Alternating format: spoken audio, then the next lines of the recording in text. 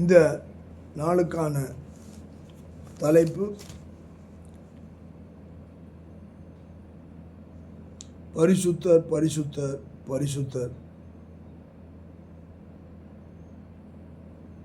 மகா மகத்துவம் உள்ள தேவன் பரிசுத்தர்.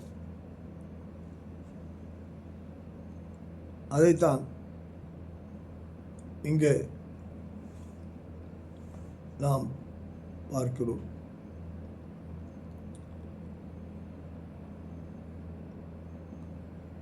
யாத்திராகமம் புஸ்தகத்திலே 3ஆம் அதிகாரம் 5-6 வசனங்களை பார்க்கும்போது,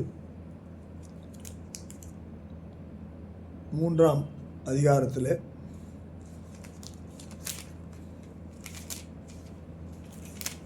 5-6 வசனங்களை வாசிக்கிறேன். அப்பொழுது அவர், இங்கே கிட்டி சேராயாக, உன் கால்களில் இருக்கிற பாதரட்சியை கழற்றி போடு, நீ இருக்கிற இடம் பரிசுத்த பூமி என்றார். பின்னும் அவர், நான் ஆபிரகாமின் தேவனும் ஈசாக்கின் தேவனும் யாக்கோபின் தேவனுமாகிய உன் பிதாக்களுடைய தேவனாயிருக்கிறேன் என்றார். மோசே தேவனை நோக்கி பார்க்க பயந்ததினால் தன் முகத்தை மூடிக்கொண்டார்.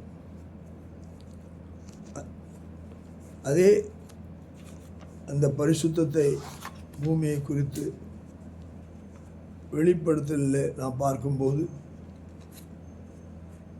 வெளிப்படுத்தல் 4ஆம் அதிகாரம் 8ஆம் வசனத்தை நாம் வாசிக்கட்டும். 4:8 இப்படியாக சொல்லுகிறது. வெளிப்படுத்தல் 4:8 நாம் பார்க்கும்போது, அங்கே பரிசுத்தம்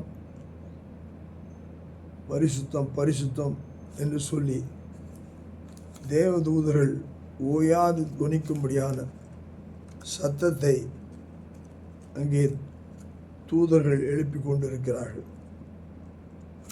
அதை தான் அந்த வசனம் நமக்கு எடுத்து காட்டுகிறதாய் அந்த வசனம் நமக்கு தெளிவாக சொல்லுகிறது. நம்முடைய தேவன்